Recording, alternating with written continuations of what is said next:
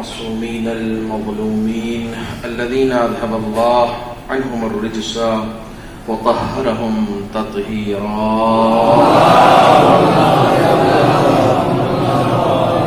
واللعنة الدائمة الباقية على أعدائهم وغاصب حقوقهم ومنكر فضائلهم أجمعين. أما بعد، قد قال الله الحكيم في القرآن الكريم وهو أصدق الصادقين وقوله الحق. بسم الله الرحمن الرحيم. وما أمروا إلا ليعبدوا الله مخلصين له الدين حنفاء ويقيموا الصلاة ويؤتوا الزكاة وذلك دين القيمة. صدق الله العلي العظيم.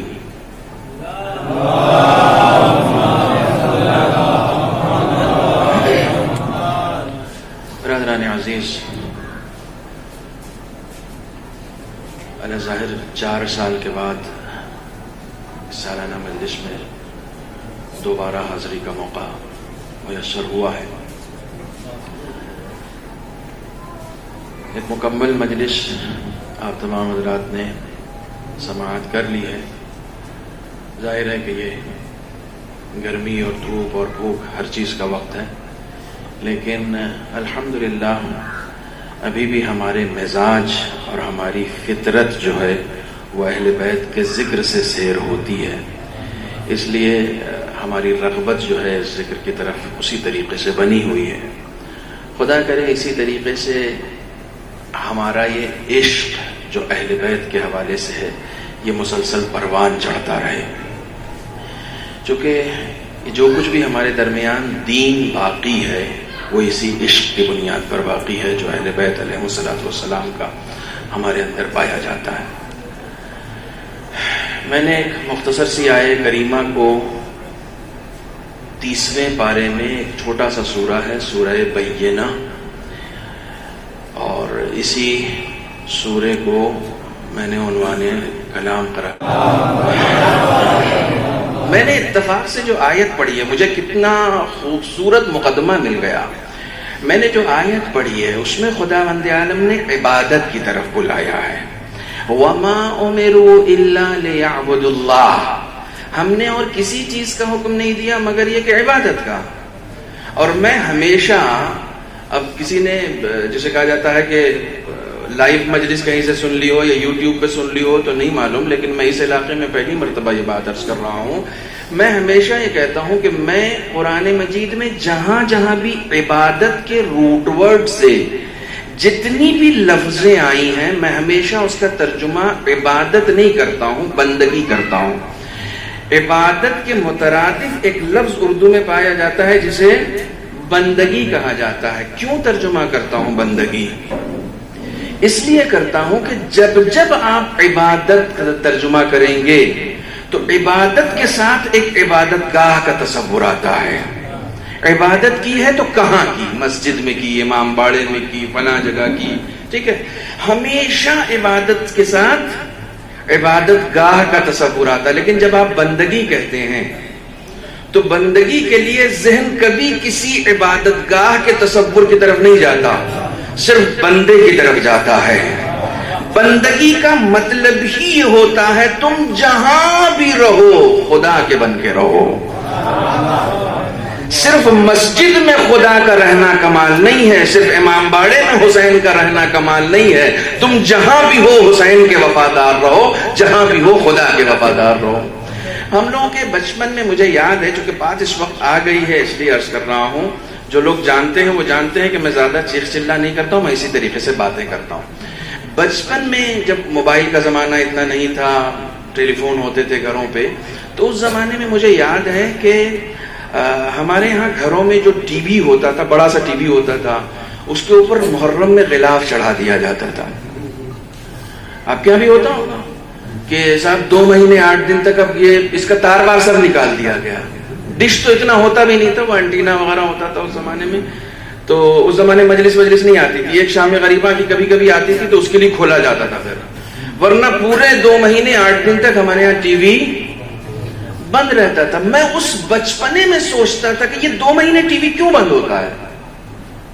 تو ہمارے بزرگ ہمیں بتاتے تھے کہ نہیں، یہ 2 مہینے مولا کے تو اس وقت بچپنے میں جو سوال آتا تھا نا، آج وہی میری خطابت ہو گئی ہے.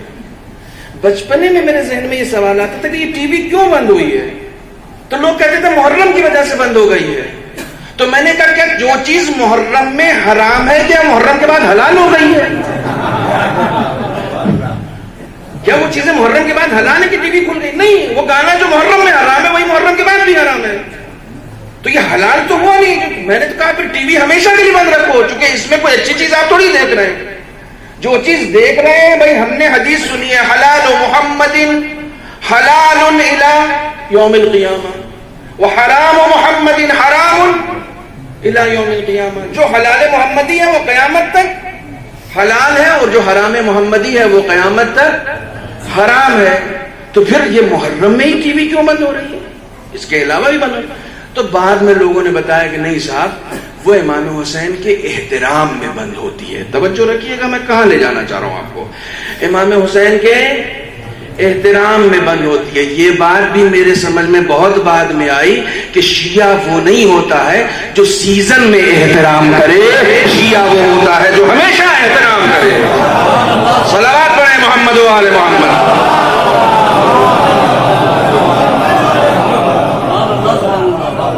پھر وہی آپ پرٹیکولر پلیس، پرٹیکولر زمانہ، یہ اس زمانے میں گناہ نہیں کرنا، اس جگہ پر گناہ نہیں کرنا. نہیں، شیعہ وہ ہوتا ہے جو کبھی نہیں اور کہیں نہیں گناہ کرتا. مطلب ہی نہیں ہوتا ہے شیعہ یعنی بندہ خدا، بندگی.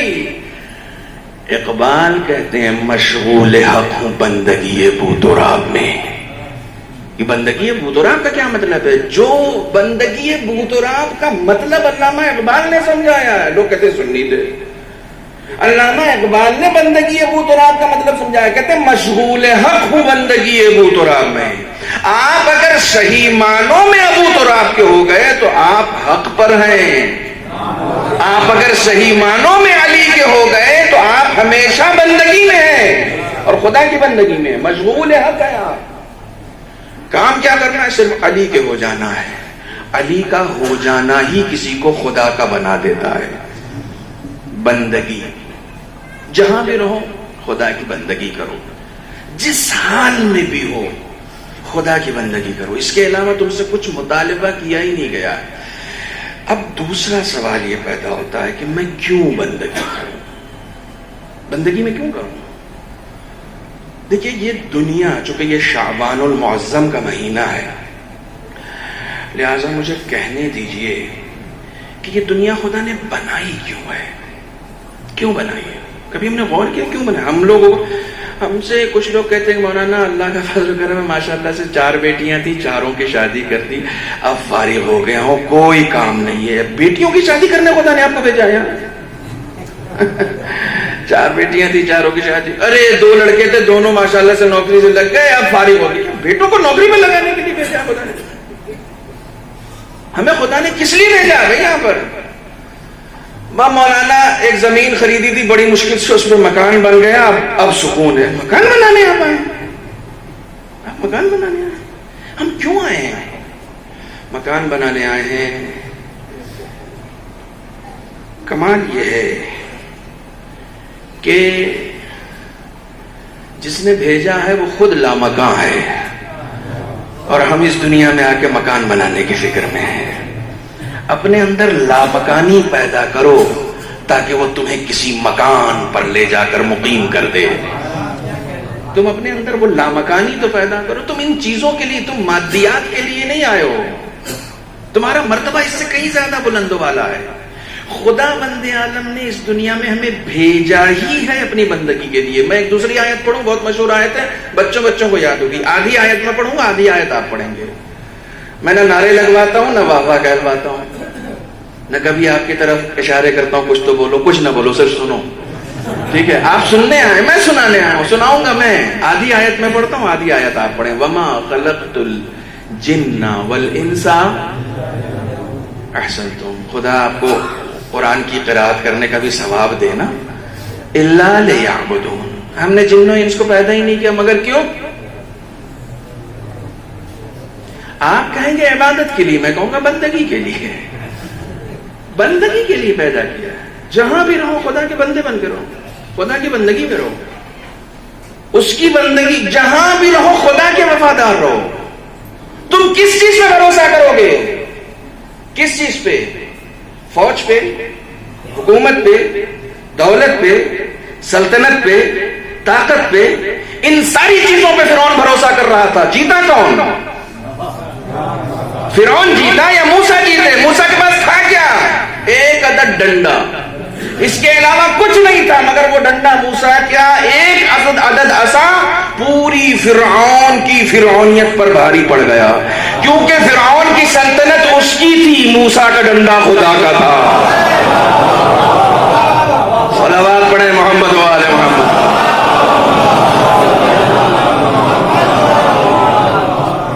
اپنی چیزوں پر تم ناز کرو گے, تم اپنی چیزوں پہ ناز مت, نہیں کر ہی نہیں سکتے, کر ہی نہیں سکتے. جو نسبت خدا سے پائی جاتی ہے صرف اس پر ناز ہوتا ہے, اس کے علاوہ کسی چیز پر ناز نہیں ہوتا. خدا سے میرے پاس کیا ہے؟ خدا نے یہ دنیا اپنی بندگی کے لیے پیدا کی ہے. میں کہہ رہا تھا کہ شعبان المعظم ہے, اس لیے میں یہ عرض کر رہا ہوں, اپنی بندگی کے لیے پیدا کی ہے. میں اگر کسی کو کسی جاب پر رکھوں گا اور وہ کام نہیں کرے تو میں اس کا دانا پانی بند کروں گا یا نہیں کروں گا؟ کر دوں گا نا.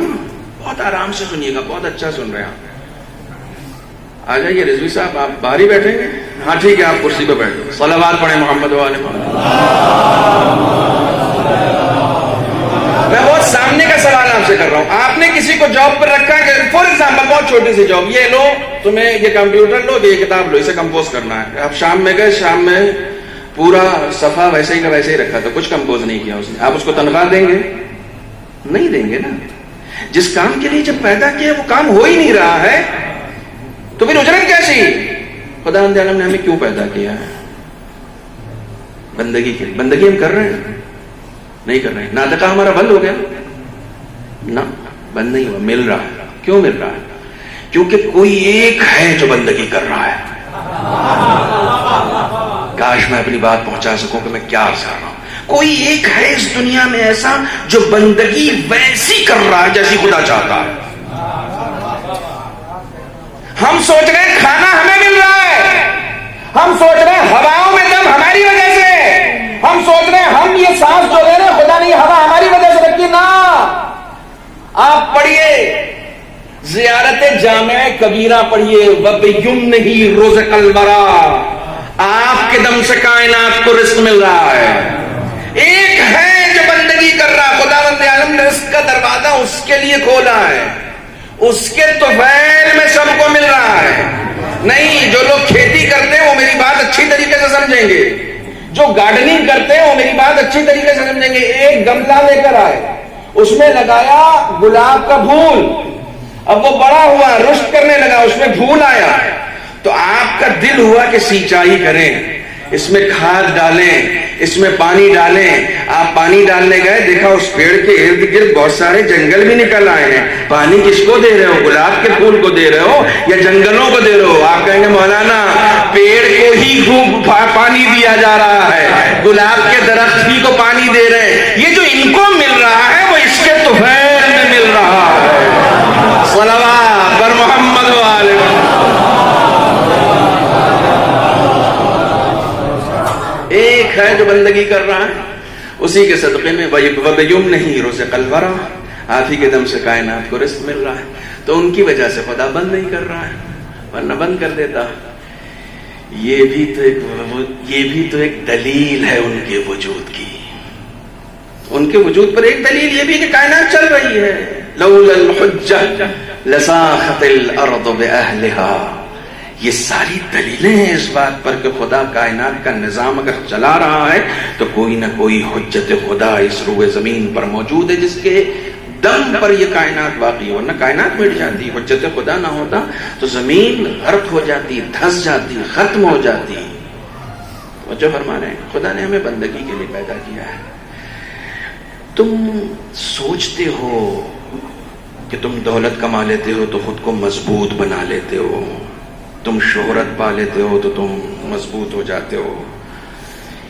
یہ جتنے بھی اسباب ہیں نا, یہ جتنے بھی اسباب ہیں جن کی وجہ سے تم اپنے آپ کو اسٹرانگ سمجھتے ہو, یہ سب کے سب دھرے رہ جائیں گے، یہ سب کے سب دھرے رہ جائیں۔ اگر تم اتنے طاقتور ہو گئے کہ تم اپنے آپ کو طاقتور شمار کرنے لگے تو پھر موت کو روک سکتے ہو تو روک لو۔ اگر موت کو روک سکتے ہو تو روک لو۔ یہ اختیار آ گیا؟ نہیں، یہ اختیار تو نہیں آیا ہے، اتنی طاقت نہیں آئی ہے، اس کا مطلب بہت کمزور ہو۔ اختیار ایسا ہونا چاہیے۔ میں نے ایک جملہ کہا تھا سورہ ملک میں، جو یہ آیت ہے الذی خلق الموت والحیات، خدا وہ ہے جس نے موت اور حیات کو دونوں کو کیا کیا ہے؟ خلق کیا ہے۔ یہ دونوں کیا ہیں؟ مخلوق پروردگار ہیں۔ حیات بھی مخلوق پروردگار ہے اور موت بھی۔ اور انسان کیا ہے؟ انسان بھی مخلوق ہے۔ ان تینوں مخلوقات میں اشرف کون ہے؟ تو اشرف کو کبھی ڈرنا چاہیے اپنے مفضول سے، جو اس کے ماتحت ہے اس سے کبھی ڈرنا چاہیے۔ حیات بھی میرے ماتحت ہے، موت بھی میرے ماتحت ہے۔ جب انسان خدا کی مرضی کے اعتبار سے زندگی گزارتا ہے تو وہ موت سے نہیں ڈرتا ہے، موت اس سے ڈرتی ہے۔ موت اس سے ڈرتی، کیوں؟ اس کی مخلوق ہے۔ خدا نے کہتا ہے سخر لکم ما فی السماوات و ما فی الارض، قرآن پڑھ رہا ہوں، جو کچھ زمین اور اس کے آسمان اور اس کے درمیان ہم نے پیدا کیا سب تمہارے لیے، سب تمہارے لیے، تمہارے لیے مسخر کر دیا ہے۔ تو جو چیز تمہارے لیے مسخر کر دی ہے تم اس سے کیسے ڈر سکتے ہو؟ اس سے ڈرو نہیں، وہ تم سے ڈرنی چاہیے۔ تم ایسے ہو جاؤ کہ وہ تم سے ڈرے، تم اس مقام پر پہنچ جاؤ، اور تمہارا تو واسطہ اس دروازے سے ہے جہاں پر ملک الموت آ کر دستک دے رہا ہوتا ہے کہ میں اندر آ سکتا ہوں یا نہیں آ سکتا ہوں۔ تمہارا واسطہ اس دروازے سے ہے۔ یہ اور بات ہے کہ مفر کسی کو نہیں ہے، مفر کسی کو نہیں، لیکن اپنے اختیار کی چیز ہے، یہ اپنے اختیار کی چیز ہے۔ اور میں اکثر ایک واقعہ پڑھتا ہوں، مولانا ثنا صاحب نہیں آئے، ان کا حکم ہے اس لیے میں پڑھ دے رہا ہوں۔ بات آ بھی گئی ہے، دنیا خدا اپنے اعتبار سے چلاتا ہے، ہمارے اور آپ کے اعتبار سے نہیں چلاتا ہے، اپنے اعتبار سے چلاتا ہے۔ میں بندگی کیوں کروں گا؟ میں بندگی اس لیے کروں گا کہ جب میرے اعتبار سے کچھ چل ہی نہیں رہا ہے تو میں کیوں نہ خدا کا ہو جاؤں جس کے اعتبار سے سب کچھ چل رہا ہے۔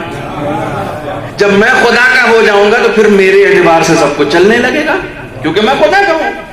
یہ جو آپ فضیلتوں میں سنتے ہیں کہ ہمارے آقا وہ تھے جنہوں نے سورج کو پلٹا دیا، جنہوں نے چاند کے 2 ٹکڑے کر دیے، جن کے یہاں ستارہ، یہ سارے اختیارات آئے کہاں سے؟ یہ اختیارات بندگی سے آئے ہیں۔ جب انہوں نے سب کچھ اپنا خدا کے حوالے کر دیا تو خدا نے بھی اپنا سب کچھ ان کے حوالے کر دیا۔ ان صلاتی و نسکی و محیای و مماتی للہ رب العالمین۔ رسول اکرم سے کہا جائے کہو ایسے، قل ان صلاتی و نسکی و محیای و مماتی، میری حیات، میری موت، میری نماز، یہ سب کچھ خدا کے لیے ہے۔ جب سب کچھ خدا کے لیے ہے تو خدا نے کہا پھر یہ سب کچھ بھی تمہارے لیے ہے۔ اچھا، آپ حیران ہوتے ہیں کہ صاحب یہ دیکھیے یہ مردے کو زندہ کرنے والی باتیں، مردے کو زندہ کرنا یعنی موت پر اختیار، موت تمہارے اختیار میں آ گئی، وہ ٹھوکر مار رہے ہیں وہ زندہ کرتے رہے۔ سلمان فارسی قبرستان میں جاتے ہیں، وہ قبرستان سے مردوں کو اٹھا لیتے ہیں، قبر سے نکال کے باتیں کر رہے ہوتے ہیں، کیسے موت آئی تھی، کیا ہوا تھا، وہ بتا رہا ہے ایسے موت آئی تھی۔ لوگ رسول خدا کے پاس گئے، یا رسول اللہ سلمان کو روکیے، یہ قبرستان میں جا کے مردوں کو اٹھا کے ان سے باتیں کرتا ہے۔ رسول خدا نے کہا سلمان نے خدا کی بندگی ہی ایسے کی ہے کہ خدا نے پوری کائنات اس کے اختیار میں دے دی ہے، وہ جو چاہے گا کرے گا، اس کی مرضی ہے۔ سلمان تو بہت دور کی بات ہے، اب یہ ثنا صاحب کا حکم ہے مجھے نہیں معلوم آپ میں سے کتنوں نے یہ بات میری سنی ہے، چونکہ میں نے اس سے پہلے جو آیا تھا تو یہاں نہیں پڑھی تھی، تو میرے خیال میں شاید 1-2 لوگ ہوں جنہوں نے مجھے یوٹیوب پر سنا، انہوں نے سن رکھی ہوگی کہ یہ حال فی الحال کی بات ہے یہ اس زمانے کی بات ہے جب میڈیا آ چکا تھا، یہ اس زمانے کی بات ہے کہ جب کیمرے آ چکے تھے، یہ اس زمانے کی بات ہے جب ٹیلی ویژن آ چکا تھا، یہ حال فی الحال جب موبائل آ چکا تھا. شروعات تھی وہ موبائل آنے کے دور کی. آیت اللہ حسن زادہ آمولی کے گھر کے پہلو میں ایک نوجوان چھت سے گر کے مر گیا. ماں کا ایک لوتا بیٹا تھا. لوگوں نے غسل کے بعد کفن پہنایا، میں دفنانے لے کر جا رہے تھے تو آیت اللہ حسن زادہ آمولی گھر سے باہر نکلے اور جو میت قبرستان جا رہی تھی اس سے کہا لٹاؤ، میت رکھ ابھی ہیں، خدا انہیں طول عمر عطا کرے. آیت اللہ حسن زادہ آمولی تو زندہ ہے نا، حیات ہے. کوئی جانے والا حکم تو پوچھ لیجئے گا. میت کو زمین پر رکھوایا، کیا دعا کی، کیا پڑھا مجھے کچھ نہیں معلوم. پیٹھ پہ ہاتھ رکھا، ہاتھ رکھ کے بٹھا دیا، کہا جاؤ اس کی ماں کو دے دو. یہ تو دفن ہونے جا رہا تھا، ابھی زندہ. زیادہ پرانے زمانے میں مت جائیے. مسلمان وہی جو اپڈیٹڈ ہو، تارو تفنگ پہ بھروسہ مت کرو. تم خدا والے ہو، تم خدا والے ہو. دیکھیے ایک جملہ بریکٹ میں کہوں گا، بہت زوردار جملہ لیکن بہت دھیرے سے کہوں گا. دنیا والے جو اپنی طاقتوں پر بھروسہ کرتے ہیں اور بھروسہ کر کے کسی کا ناطقہ بند کرتے ہیں، اگر واقعی ان کے ہاتھ میں رزق ہوتا تو آج ایران میں فاقے ہو رہے ہوتے. اگر واقعی ان کے ہاتھ میں رزق ہوتا تو اتنی ساری پابندیاں تو لگا دی تم نے 35 سال میں، ہر طرح کی پابندیاں ہیں، لیکن اکانومی تم سے اچھی ہے. کیوں؟ تم امریکہ کو اپنا رازق سمجھتے ہو، ہم خدا کو اپنا رازق سمجھتے ہیں. آپ کنیکٹ رہے نا، کوئی آپ کا ناطقہ نہیں بند کر سکتا ہے. انہوں نے کہا رکھو، رکھا گیا، اٹھایا، اٹھا کے کہا جاؤ اس کی ماں کو دے دو. اب وہ ہڑکم میں، پھر اس کے بعد وہ فوراً گھر کے اندر بند ہو گئے. جو کہ ظاہر سی بات ہے کہ غیر عادی کام تھا، یہ کوئی نارمل کام تھوڑی تھا کسی مردے کو زندہ کر دینا. علی والے بن کے رہو، یہ کام علی کے غلاموں کا ہے. جب غلام ایسے ہیں تو آقاؤں کے اختیار کا کیا عالم ہوگا. یہ کام غلاموں کا ہے بھائی، یہ کام غلاموں کا ہے. اپنی سطح فکری کو بلند کرو. کسی ذاکر میں مجال سخن نہیں ہے کہ اہل بیت کی فضیلت بیان کر سکے. مجال سخن نہیں ہے. اہل بیت کی فضیلت کو بیان کرنے کے لیے زبان وحی سے اپنی زبان کو پاکیزہ کرنا پڑے گا. لوح محفوظ کی تحریر پڑھنے کی اپنے اندر صلاحیت پیدا کرنی پڑے گی، تب جا کے تم اہل بیت کی فضیلت بیان کر سکتے ہو. اور آپ کہتے ہیں فضائل پڑھیے، دم ہے کسی میں؟ فضائل پڑھنے کے لیے خدا ہونا پڑتا ہے، تب اہل بیت کی فضیلت بیان کی جا سکتی ہے. غلاموں کے احوال پڑھیے تاکہ پتہ چلے جب غلاموں کا یہ عالم ہے تو آقاؤں کا کیا عالم ہوگا. گھر میں قید ہو گئے، 3 دن تک گھر سے نکلے نہیں، میڈیا، سوال سب پیچھے پڑے رہے، کسی کو کوئی جواب نہیں. لیکن درس بھی تو دینا ہے. تیسرے دن گھر سے باہر نکلے، درس دینے گئے، مسجد میں ممبر پہ بیٹھے درس دے رہے ہیں. فقہا کو درس دے رہے ہیں، درس سے خارج دیتے تھے. فقہا کو درس دے رہے ہیں، کہنے لگے کہ مجھے معلوم ہے آپ سب کے ذہنوں پر ایک سوالیہ نشان بنا ہوا ہے کہ میں نے یہ کیا کیا ہے. بس میں جواب دے رہا ہوں، جواب سن لیجئے، سب آپ پہ کوئی سوال نہیں کرے گا. بہت مختصر سا 2 لائن کا جواب دیا اور یہی جواب میری پوری مجلس ہے. کہنے لگے پوری زندگی میں نے وہ کیا جو میرے خدا نے مجھ سے کہا، ایک بار میں نے جو خدا سے کہا اس نے وہ کر دیا.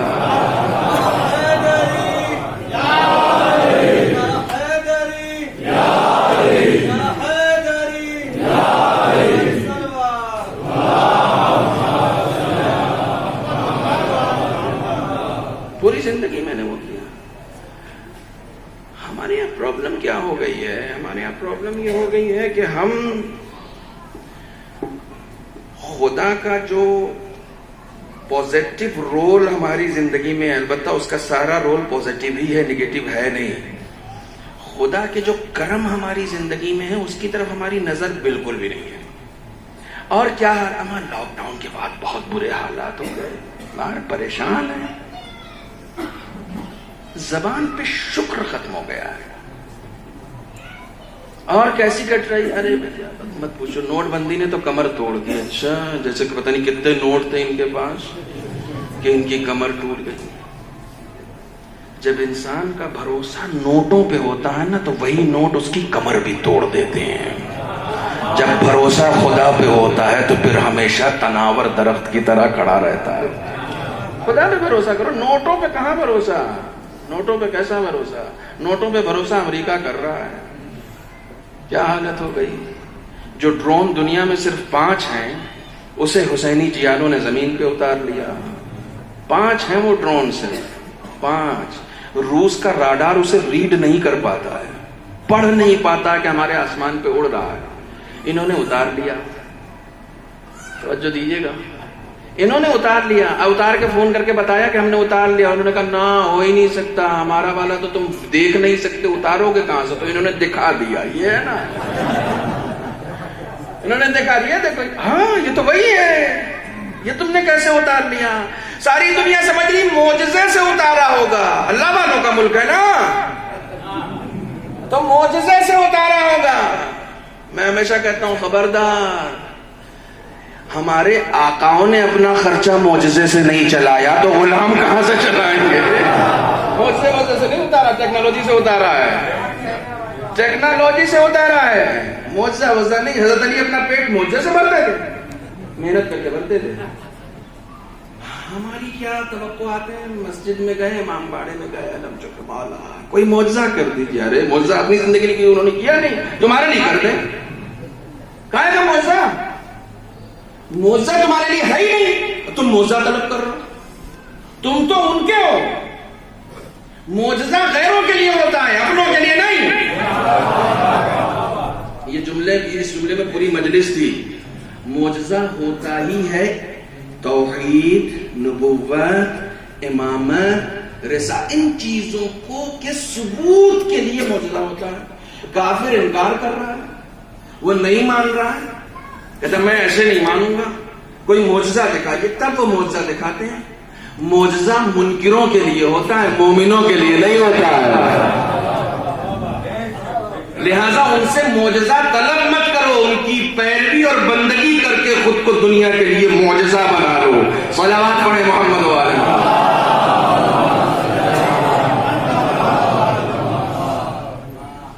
رہبریت کو ملاحظہ فرمائیں. ایران کی رہبریت کو بار بار اکثر یہ ہوتا ہے کہ وہاں کی سیاست چاہتی ہے کہ نہیں، دنیا کی طاقتوں سے بات کی جائے، ہم لوگ مذاکرات کے ٹیبل پر بیٹھیں، بات کریں.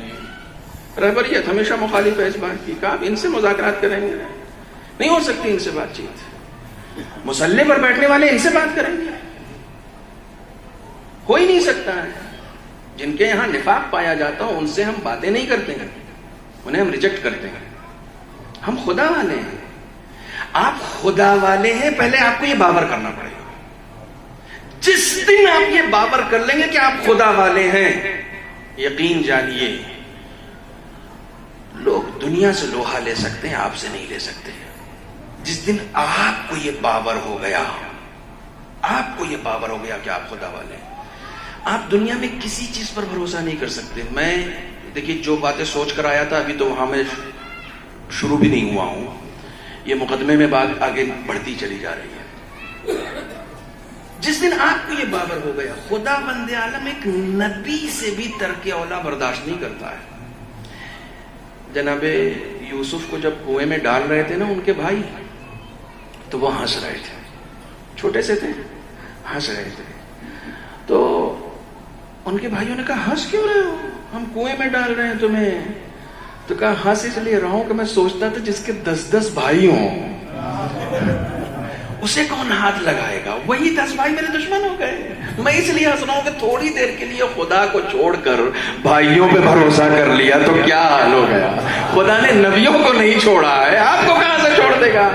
آپ کس چیز پہ بھروسہ کر رہے ہیں؟ نبی ہو کے اپنے بھائی پہ بھروسہ کر رہا تھا تو اسے ہنسنا پڑا کنویں میں ڈلتے وقت. کمال یہ ہے جناب یوسف نے تھوڑی دیر کے لیے بھائیوں پہ بھروسہ کیا تو کنویں میں ڈال دیے گئے، اور جناب یعقوب نے تھوڑی دیر کے لیے اپنے اندر خوف پیدا کر لیا کہ کہیں بھیڑیا نہ کھا جائے، تو بیٹے کے فراق میں ملوث ہو گئے. تھوڑی دیر کے لیے بھیڑیا کھا جائے گا. اچھا میں نہیں ہوں؟ جب میں نے تم کو یوسف دیا ہے تو اس کی حفاظت پر کون مامور ہے؟ میں ہوں نا. کمال یہ ہے کہ جناب یعقوب کو یہ ترک اولا ہے ان سے. جناب یعقوب کو اس ترک اولا کی جو سزا مل رہی ہے وہ اس وجہ سے مل رہی ہے کہ نگیٹو کیریکٹرز کے اندر کوئی آئیڈیا نہیں تھا. تمہیں نے آئیڈیا دے دیا کہ بھیڑیا کھا جائے گا. ان کے پاس تو آئیڈیا بھی نہیں تھا کہ کریں کیا. تم نے یہ بول کے کہ کہیں بھیڑیا نہ کھا جائے, ان کے ذہن میں آ گیا اچھا چلو اچھا آئیڈیا, بھیڑیا ہی کو کھلاتے ہیں. تم نے آئیڈیا دے دیا ان کو.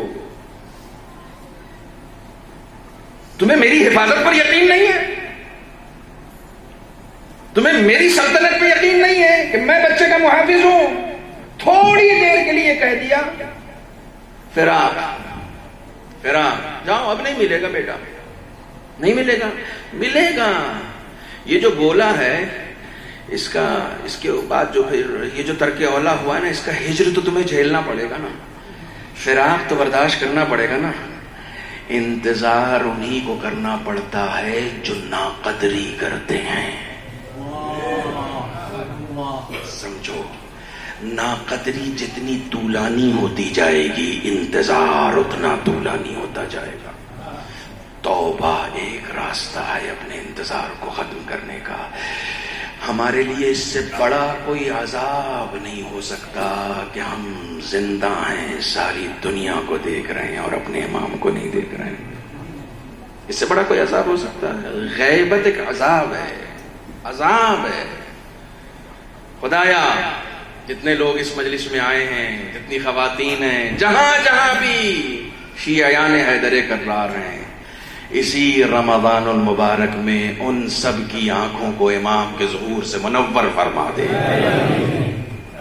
ساری پرابلم سالو ہو جائے گی, ساری پرابلم سالو ہو جائے گی. کسی غیر پر بھروسہ نہیں کرنا خدا کے علاوہ. کسی چیز پہ تکیہ مت کرنا. دیوار پہ تکیہ دیے رہیے آپ لوگ, باقی کسی چیز پر کوئی ٹیک نہ. اہل بیت کا سہارا کافی ہے, اہل بیت کا بھروسہ کافی. بس خدا ہے نا, خدا کے اوپر توکل کرو, خدا کے اوپر بھروسہ کرو. خدا کے علاوہ کسی کے اوپر بھروسہ نہیں. تھوڑی سی پریشانی آتی ہے ہم اچھل جاتے ہیں. نوٹ بندی ہو گئی, اچھل گئے. سی اے آ گیا, اچھل گئے. NRC آ گیا. کیا ہے, تم کیوں پریشان ہو رہے ہو؟ خدا کا ملک ہے. خدا کے ملک سے اس سے پہلے بھی نکالنے کی باتیں ہوئی تھیں. موسیٰ کی قوم کو نکالا جا رہا تھا, نکالنے والے غرق ہو گئے. اور میں بتاؤں, پہلی NRC معلوم ہے, پہلی NRC فرعون نے کی تھی, دوسری NRC ابن زیاد نے کی تھی. یہ بچوں کو ہسٹری معلوم نہیں ہے. دوسری NRC دنیا میں ابن زیاد نے کی تھی.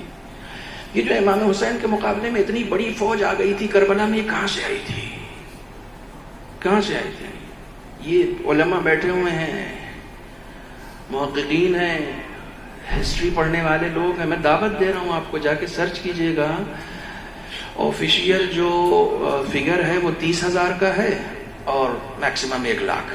ہاں, وہ جو شاعری کی باتیں ہیں 9 لاکھ اور 15 لاکھ اور 50 لاکھ. آفیشیل 30,000 سے 1 لاکھ, میکسیمم 1 لاکھ, میکسیمم. ٹھیک ہے, احتیاطاً آپ کہہ سکتے ہیں. Official figure minimum 30,000. اس کے بعد پھر ابن زیاد جو ہے وہ کوفے سے مسلسل ٹکڑیاں بھیج رہا تھا. میں یہ کہہ سکتا ہوں کہ میرے پاس لیٹر موجود ہے پسر سعد کا, تاریخ میں لیٹر موجود ہے کہ اس نے ابن زیاد کو لکھا کہ کیوں بھیج رہا ہے, 100 سے زیادہ لوگ نہیں ہیں ادھر اور تو فوجوں کے فوجیں بھیج رہا ہے, کھلانے کے لیے پیسے نہیں ہیں ان کے پاس, کہاں سے کھلائیں گے ان کو؟ فوج کے لیے خرچہ چاہیے ہوتا ہے بھائی صاحب. فوج کہیں رہتی ہے تو اس کو رسد چاہیے ہوتی ہے. اور حسین کے دشمنوں کو کھلانے کے لیے حوصلہ بھی چاہیے. یہ تو دوست ہیں جو 1400 سال سے حسین کے نام پہ کھلا رہے ہیں, دشمن میں اتنا حوصلہ نہیں ہے, دشمن میں اتنا حوصلہ نہیں ہے. میں ابھی یہاں سے کسی سے پوچھوں کہ بھائی صاحب آپ کے پردادا کا نام کیا, تو لوگ سر کھجائیں گے. پردادا, اچھا ہاں یاد آ گیا. اچھا ان کے دادا کا, تب بھی سر کھجائیں گے. اب میں پوچھ لوں ان کی تاریخ وفات کیا ہے, تو پورا بدن کھجائیں گے. یہ کیا پوچھ لیا مولانا نے, ہمیں تو یاد ہی نہیں, وہ تو ہسٹری نکالنی پڑے گی, تو شجرہ نکالنا پڑے گا. اور کیجئے گا. میں نے کہا آپ کے دادا کے پردادا کا نام یہ تھا اور ان کی تاریخ وفات یہ ہے, بریانی کھلا رہے ہیں, یہ تاریخ وفات ہے, بریانی کھلائیے قوم کو. کام مولانا اپنے باپ کی برسی پر 2 بار کے بعد نہیں کھلائی ہم نے, تو پردادا کے دادا پہ کہاں سے کھلا دیں گے؟ جس کا خون میری رگوں میں دوڑ رہا ہے میں اس کے نام پر کھلانے کے لیے تیار نہیں ہوں. اللہ رے معجزہ حسین 1400 سال سے امت حسین کے نام پر کھلا رہی ہے, کوئی نہیں تھک رہا ہے, کوئی نہیں تھک رہا ہے, شوق سے کھلا رہے ہیں. سال بھر جمع کرتے ہیں حسین کے نام پہ کھلائیں گے. آپ عراق جائیے, اربعین کے موقع پر سال بھر یہ عراقی جمع کرتے ہیں تاکہ اربعین کے موقع پر جب حسین کے ظاہر آئیں گے تو انہیں کھلائیں گے. ہمارے یہاں کی پرانی خواتین جو ہوتی تھی سال بھر پیسے جمع کرتی تھی تاکہ محرم میں حسین کی مجلس میں خرچ کر سکیں. یہ عشق ہے. یہ عشق کہاں سے آیا ہے؟ یہ عشق کہاں سے آیا؟ یزید نے لاشوں کو پامال کرنے کا حکم دے دیا تھا کہ چہرہ تک مسخ کر دینا تاکہ کوئی پہچانا نہ جائے. آج صرف حسین پہچانا جاتا ہے, یزید نہیں پہچانا جاتا. کیوں؟ دنیا خدا چلاتا ہے. یزید نے سوچا تھا ہم اپنے حساب سے چلا لیں گے, نہیں ہو سکتا ہے, دنیا خدا چلا رہا ہے, وہ اپنے حساب سے چلائے گا. آپ مجبور ہیں بندگی کرنے کے لیے, آپ اس کے علاوہ کچھ کر نہیں سکتے. میں شرعی اعتبار سے اور فلسفی اعتبار سے اور منطقی اعتبار, میں عقلی اعتبار سے سمجھا رہا ہوں. آپ کے پاس کوئی راستہ نہیں ہے بندگی کے علاوہ. آپ کیا کریں گے؟ صرف بندگی کرنی پڑے گی, اس کے علاوہ کچھ نہیں کر سکتے. چاہتے ہیں کہ حکومت کریں, چاہتے ہیں کہ حاکم ہو, چاہتے ہیں کہ آپ اپنے اعتبار سے دنیا چلائیں, تو آپ بندگی کریں. جب آپ خدا کی بندگی کریں گے تو پھر دنیا آپ کے اعتبار سے چلے گی, کیونکہ خدا دنیا اپنے اعتبار سے چلا رہا ہے. میں نے کہا پہلی مرتبہ فرعون اور دوسری مرتبہ, زور سے بولیے نا, ابن زیاد. میں اگر آپ سے محنت کرانے لگا نا تو پھر مصیبت ہو جائے گی. میں خود ہی محنت کرتا ہوں. ایک صلوات پڑھیں محمد.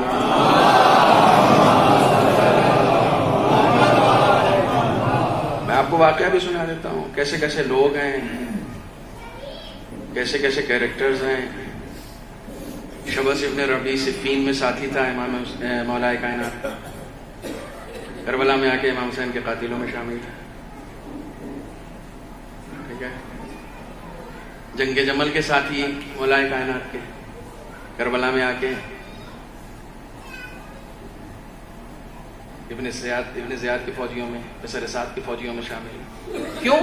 کیا ہوا تھا؟ لوگ جا نہیں رہے تھے, لوگ نیوٹرل رہنا چاہ رہے تھے. اسلام نے بتایا نیوٹرل رہنے کی کوشش مت کرنا, ایک طرف ہو جاؤ, یا حق کے ساتھ یا باطل کے ساتھ.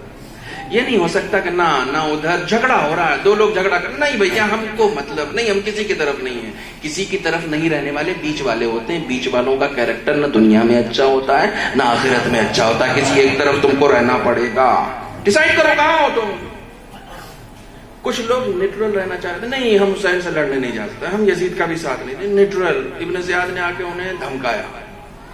جب ساری فوج چلی گئی تو کوفے میں آپ کو بتا رہا تھا کہ یہ ریسرچ کرنے والے جا کے تحقیق کریں کہ یہ جو میں فرض کر لیتا ہوں 1 لاکھ, یہ جو 1 لاکھ کی فوج آئی ہے یہ شام کی تھی. صرف 1 آدمی اس میں شام کا تھا, 3 آدمی اس میں مدینے کے تھے, باقی سب کے سب عراق کے تھے. سب کے سب عراق کے تھے, اور عراق یعنی کوفہ.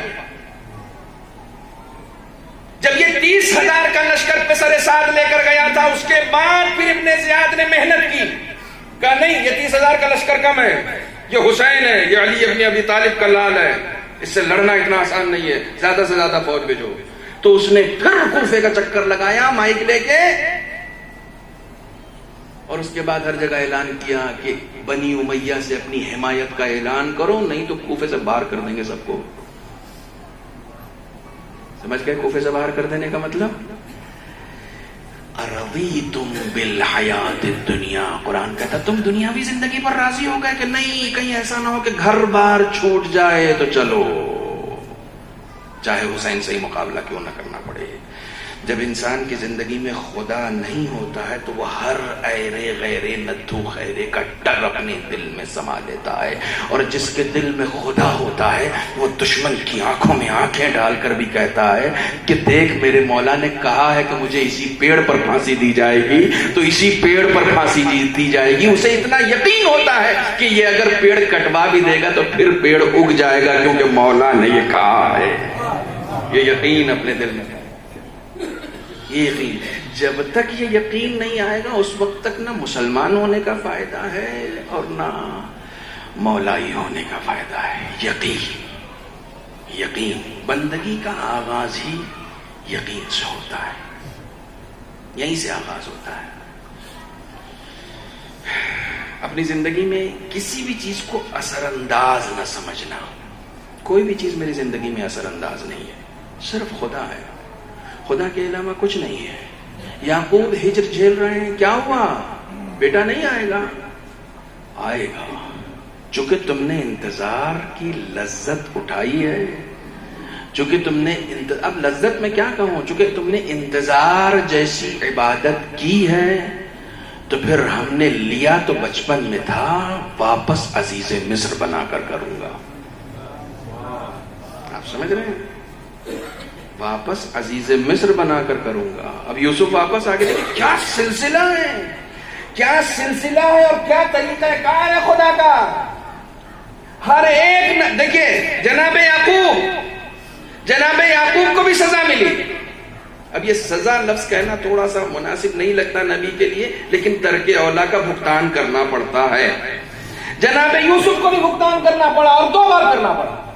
پہلی مرتبہ بچپن میں، دوسری مرتبہ جب عزیز مصر ہو گئے، اب معلوم ہوا کہ بابا آ رہے ہیں استقبال کے لیے، گھوڑے پر سوار اور پورا لشکر ساتھ میں لیا، چلو باپ آ رہا ہے۔ باپ کے استقبال کے لیے دور تک گئے، دیکھا بابا سامنے سے چلے آ رہے ہیں۔ ابھی باپ اور بیٹے کا ملن بھی نہیں ہوا تھا کہ جبرائیل آئے، یوسف ہاتھ دکھاؤ۔ یوسف نے ہاتھ دکھایا، ایک نور چھین لیا گیا۔ یوسف نے پوچھا جبرائیل یہ کیا تھا؟ کہا اب تمہاری نسل میں کوئی نبی نہیں ہوگا۔ جبرائیل کیوں؟ کہا باپ کو دیکھ کر بھی گھوڑے سے نہیں اترے، خدا کو یہ بات اچھی نہیں لگی۔ بندگی خداوند عالم نبیوں کے چھوٹے چھوٹے ترک اولا کو برداشت نہیں کرتا، تمہارے گناہ کہاں سے برداشت کرے گا؟ نبیوں کے چھوٹے چھوٹے ترک اولا کو برداشت نہیں کرتا۔ چھوٹی چھوٹی چیزیں، باپ کو دیکھ کے گھوڑے سے نہیں، نہ اب نبوت نہیں، تم اس لائق نہیں بچے کہ تمہاری نسل میں نبوت ہو، اب نبوت کا سلسلہ تم سے آگے نہیں بڑھے گا۔ باپ کا احترام، یہی دین ہے، یہی دین ہے۔ گھوڑے پر ہو، مسجد میں تو نہیں ہو، گھوڑے پر ہو، امام باڑے میں تو نہیں ہو، کہیں بھی ہو، بندگی خدا کی ہمیشہ ہونی چاہیے۔ جہاں رہو خدا کے خدا کو پیش نظر رکھو نا، خدا کو پیش نظر رکھو۔ یہ بات میں کئی جگہ کہہ چکا ہوں، ممکن ہے آپ لوگوں نے سن رکھی ہو، اور میری تقریباً کم و بیش ہر مجلس میں امام خمینی کا ذکر آ جاتا ہے، تقریباً۔ آپ یوٹیوب اٹھا کر دیکھیں گے تو اکثر مجالس میں امام خمینی کا ذکر کرتا ہوں۔ جب تک ہم لوگ، دیکھیں ایک سلسلہ ہے نا، آپ کو کسی نہ کسی بڑے سے متوسل ہونا پڑے گا۔ کیل کانٹی جسے کہتے ہیں، آپ اسے دریا میں ڈالیے گا وہ ڈوب جائے گی، ڈوب جائے گی۔ ایک ہو تب بھی ڈوب جائے گی، 100 ہو تب بھی ڈوب جائے گی۔ میں کیوں متوسل ہونے کی بات کر رہا ہوں؟ آپ تختہ ڈال دیجیے، ایک پٹرا اٹھائیے، چاہے جتنا بھاری ہو، چاہے جتنا بڑا ہو، آپ دریا پہ ڈال دیجیے، ڈوبے گا؟ نہیں ڈوبے گا نا۔ آپ کیل ہیں، آپ کو بچنا ہے، کیا کیجئے گا؟ آپ اس تختے میں جڑ جائیے۔ مقدر آپ کا ڈوبنا تھا، چونکہ آپ اس تختے سے جڑ گئے، اب آپ کا مقدر بھی اوپر ہی رہنا ہے، آپ نیچے نہیں جا سکتے۔ اپنے آپ کو اوپر رکھنا ہے تو یہ توسل کرنا پڑے گا، اپنی تقدیر کو بلندی پر لے کر آئیے، جڑنا پڑے گا۔ اس لیے میں بار بار ذکر کرتا ہوں، امام خمینی سے پیرس ایئرپورٹ پر جب سوالات ہوئے تھے، دیکھیے خدا کا زندگی میں ہونا کسے کہتے ہیں؟ خدا کا زندگی میں ہونا۔ تھکے تو نہیں آپ لوگ؟ نہیں تھک گئے ہیں تو صلوات پڑھ سکتے ہیں.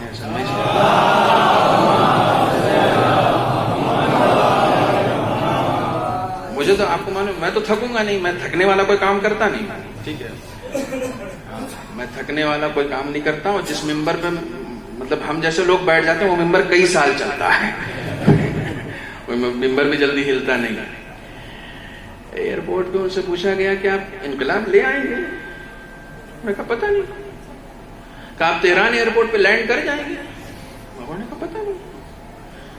کہا لوگ آپ کا ساتھ دیں گے؟ کہا پتہ نہیں. عجیب آدمی ہے, اسے کچھ معلوم ہی نہیں ہے, وہ یہ انقلاب لانے جا رہا ہے. تو امام خمینی نے کہا تو وہ پوچھ رہا جو خدا کے ہاتھ میں ہے, وہ پوچھ جو میرے ہاتھ میں. تم جتنے بھی سوالات کرو یہ سب خدا کے ہاتھ میں ہے. ایئرپورٹ پہ آنا میرے اختیار میں ہے, پلین پہ چڑھنا میرے اختیار میں ہے, پلین کا اتارنا میرے اختیار میں نہیں ہے, یہ خدا کے ہاتھ میں ہے. تہران جانا میرے اختیار میں ہے, انقلاب کی کوشش کرنا میرے اختیار میں ہے. لوگ میرے اختیار میں تھوڑی ہیں, میں لوگوں کے بھروسے تھوڑی جا رہا ہوں. خدا کی قسم یہ انقلاب مٹ گیا ہوتا اگر خمینی لوگوں کے بھروسے آیا ہوتا. چونکہ خدا کے بھروسے آیا تھا اس لیے خدا نے اس کی آبرو رکھی ہے, اس لیے انقلاب آج تک باقی ہے. خدا کے بھروسے, لوگوں کے کیسا بھروسہ؟ لوگوں کا آپ کبھی سوچئے گا کہ آپ کو عزت لوگوں نے دی ہے یا خدا نے؟ اگر لوگوں نے عزت دی ہے تو جس نے دی ہے وہ لے بھی سکتا ہے. اس لیے کم ظرفوں سے لی ہوئی چیز پر کبھی نہ اترانا, خدا سے لی ہوئی عزت پر اترانا, کیونکہ وہ واپس نہیں لیتا ہے. وہ واپس نہیں لیتا. آپ کہیں گے واپس نہیں لیتا, وہ تو زندگی بھی واپس لے لیتا ہے. میں کہوں گا نہیں لیتا ہے, وہ زندگی بھی واپس نہیں لیتا ہے. یہی تو اس کا کمال ہے. آپ کو لگتا ہے کہ لے لیا, ورنہ وہ زندگی واپس اس نے دے دی زندگی. اب آپ کا کام جینا ہے اور جی کے دکھانا ہے کہ جی کے دکھاؤ, ہم نے زندگی دے دی ہے. حی ہے وہ, اور ایسا حی ہے کہ جس کے بعد لگا ہوا یہ لا یموت, حی لا یموت, ایسا حی ہے جس کے یہاں موت نہیں ہے. وہ بھی کہہ رہا ہے عبدی اطعنی اجعلک مثلی, میرے بندے میری بندگی کر, میں تجھے اپنے جیسا بنا دوں گا. اپنے جیسا؟ خدایا تیرے جیسا کیا مطلب؟ انا حی لا اموت. حدیث قدسی ہے, مولانا ذیشان صاحب تنظیم المکاتب سے کتاب چھپی ہے, حدیث قدسی ہے چھوٹی سی, اس میں بھی مل جائے گی آپ کو. حدیث قدسی ہے, خدا کہتا انا حی لا یموت لا اموت, میں ایسا زندہ ہوں جسے موت نہیں آئی. اجعلک حیا لا تموت, تجھے بھی ایسا زندہ بنا دوں گا جسے موت نہیں آئی. کیسے؟ بس میری بندگی کر, تو میرا ہو جا. جب میری بندگی کرے گا تو میں تجھے مرنے نہیں دوں گا. کاش ہم اتنی سی بات کو سمجھ جاتے تو خود بخود فضائل کے جوہر سامنے آنے لگتے. جب مجھ جیسا عبد ناچیز اس کی بندگی کر کے کبھی مرتا نہیں ہے تو جس نے بندگی کرنا سکھایا ہو انہیں کہاں سے موت آ جائے گی. صلوات پڑھیں محمد و آل محمد. جس نے بندگی کا مفہوم سمجھایا ہے, جس نے عبادت کرنا سکھایا ہے. خدا کہتا ہے انا حی لا اموت, میں ایسا زندہ ہوں جسے موت نہیں آئے گی. اجعلک حیا لا تموت, تجھے بھی ایسا زندہ بنا دوں گا جسے موت نہیں آئے گی. اور اس میں انا غنی لا افتقر, یہ سب حدیث قدسی کا ٹکڑا ہے. اجعلک غنیا لا تفتقر, میں ایسا بے نیاز ہوں جس کے پاس فقیری نہیں آتی ہے. تو نے اگر میری اطاعت کی تو تجھے بھی ایسا بے نیاز بنا دوں گا. میں غنی کا ترجمہ بے نیاز کر رہا ہوں. تجھے بھی ایسا بے نیاز بنا دوں گا جس کے پاس فقیری نہیں آئے گی. دوستو فقیری کا نہ ہونا دولت سے نہیں ہے, توکل سے. پھر کہوں جملہ, ایک انسان غنی دولت سے نہیں ہوتا ہے, خدا پر بھروسے سے ہوتا ہے. ایک بات عرض کر دوں, اور شاید ممبر پہ دوسری مرتبہ عرض کر دوں. ایک چیز ہوتی ہے نعمت اور ایک چیز ہوتی ہے رزق اور ایک چیز ہوتی ہے برکت.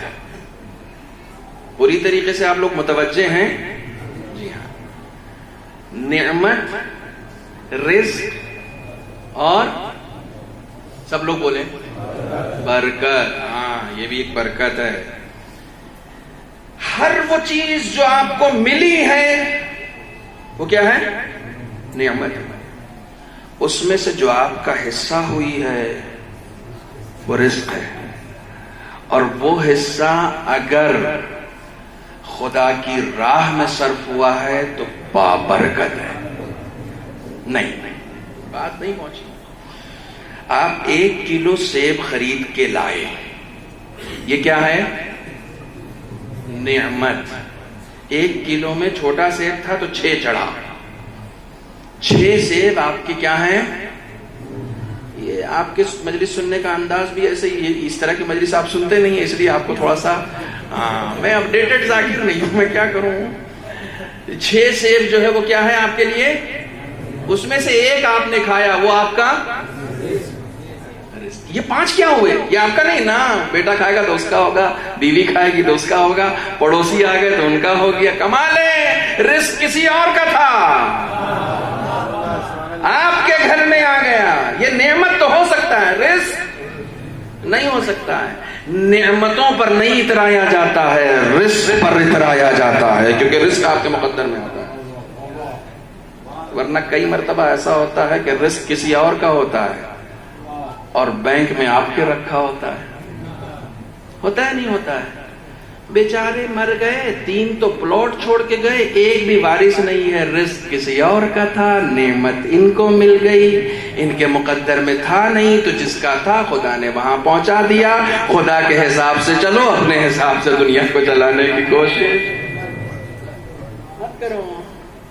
نعمت اکٹھا کرنا کمال نہیں ہے، جو رزق آپ کے مقدر کا ہے اس پر قناعت کرنا کمال ہے.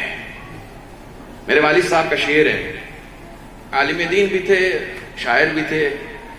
غزل کا شعر ہے، میں ہمیشہ اکثر ممبر پر پڑھتا ہوں. کہتے ہیں وفا ملک پوری تخلص فرماتے تھے، نقن صاحب کے شاگردوں میں تھے.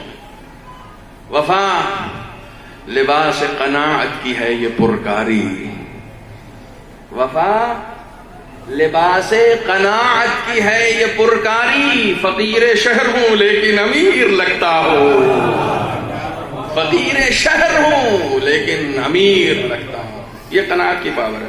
جو خدا نے دے دیا اس پر بھروسہ کرو. رزق آپ کا ہے. 1 سیب آپ نے کھا لیا، وہ آپ کا رزق ہے. اس سیب کے ذریعے سے جو طاقت آئی، اس طاقت سے آپ نے، اس طاقت کو آپ نے حسین کی راہ میں، خدا کی راہ میں صرف کر دیا. یہ اس کی برکت ہے. یہاں تک پہنچ گئے آپ. قرآن نے 2 لفظوں کی نشاندہی کی ہے، ایک تکاثر ہے اور ایک کوثر ہے. تکاثر نعمتوں کو جمع کرنے کو کہتے ہیں، اور کوثر اپنے رزق میں برکت پانے کو کہتے ہیں. تکاثر کی قرآن میں مذمت کی گئی ہے، کوثر کی تعریف کی گئی ہے. کوثر اسی کو تو کہتے ہیں کہ ایک 18 سال کی زندگی کا معجزہ یہ ہے کہ قیامت تک اگر کوئی خدا کا سجدہ کر رہا ہے تو اس کی گردن پر اسی 18 سال کی پربرکت زندگی کا احسان ہے کہ رزق بظاہر صرف 18 سال کا تھا، لیکن اتنا بابرکت تھا کہ قیامت تک اگر کوئی خدا کی معرفت بھی حاصل کر رہا ہے تو اس میں اسی 18 سال کی زندگی کا رول ہے. تو تمہارا رزق کتنا ہے اس کے اوپر بھی زیادہ توجہ مت دینا، وہ کتنا بابرکت ہے اس کے اوپر توجہ رکھنا کہ برکت خداوند عالم نے ایسی عطا کر دی ہے. 1 سن 61 ہجری کی شہادت تھی حسین کی، لیکن کیسی بابرکت تھی، کیسی بابرکت تھی. شہادت رزق ہے. بہت سارے لوگ راہ خدا میں شہید ہوئے ہیں، لیکن جو شہادت امام حسین کو ملی ہے، کیسی بابرکت شہادت امام حسین کو ملی ہے کہ قیامت تک اگر کوئی راہ خدا میں جہاد کرنے کا یا شہادت کا یا شہادت پانے کا فیض حاصل کر رہا ہے تو وہ بھی مرہون منت ہے امام حسین کا. ایسی بابرکت زندگی. آپ یہاں بیٹھے ہوئے ہیں, یہ برکت کربلا میں امام حسین کی شہادت کی ہے. آج آپ دین پا رہے ہیں, یہ برکت امام حسین کی شہادت. کیسی بابرکت. ایک دوپہر کتنی بابرکت تھی. بظاہر بہت تھوڑا سا وقت تھا, بہت تھوڑا سا وقت تھا, لیکن کتنا بابرکت وقت تھا وہ, کہ آج نہ جانے سینکڑوں کروڑوں گھنٹے صرف امام حسین کے سبب لوگوں کو دین دینے کے لیے میسر ہو گئے ہیں, صرف اس شہادت کے سبب. یہ برکت ہے. آپ امام کے جس طریقے سے آپ خدا کی خدائی پر سوال نہیں اٹھا سکتے, اسی طریقے سے امام کی حکمت عملی پر بھی سوال نہیں اٹھا سکتے ہیں. بس میں پڑھ چکا امام کی حکمت. بہت سارے لوگوں نے سوال اٹھائے تھے کہ بیویوں کو لے جانے کی کیا ضرورت ہے, بچوں کو لے جانے کی کیا ضرورت ہے. آپ امام پر سوال نہیں اٹھا سکتے ہیں. جیسے آپ خدا کی خدائی پر سوال نہیں اٹھا سکتے, ویسے امام پر بھی. چونکہ بندگی کا مطلب ہوتا ہے سر تسلیم خم کر لینا, بس جھک جاؤ, تم جھک جاؤ. اعتراض نہیں کر سکتے ایسا کیوں اور ویسا کیوں. مجھے بہت ساری باتیں پڑھنی تھی لیکن میں نے سب کو ڈراپ کر دیا. آپ اعتراض نہیں کر سکتے. آپ کو صرف بندگی کرنی ہے, سر تسلیم خم کرنا ہے, اس کے علاوہ اور کچھ نہیں. بہت توجہ رکھیے گا. ہم کہتے رہ گئے کہ بیویوں کو لے جانے کا کیا فائدہ. مجھے نہیں معلوم, پتہ نہیں کیوں. جناب زینب تو شام سے واپس آ گئی تھی, پھر یہ شام میں روزہ کیسے بن گیا, کبھی غور کیا؟ بعض تاریخیں کہتی ہیں کہ ان کے شوہر کی کچھ زمینیں وہاں تھیں اور اس کے سلسلے سے وہ گئیں, اور جو کچھ بھی ہوا بہرحال شام میں گئی تھی. نہیں, جناب زینب نے, دیکھیے خدا نے یہ مقدر کیا تھا کہ زینب کا روزہ یہاں بنے. کیوں؟ شام کو فتح زینب نے کیا تھا. بہت غور کیجیے گا, ایک عجیب و غریب نقطے کی طرف اشارہ کر رہا ہوں.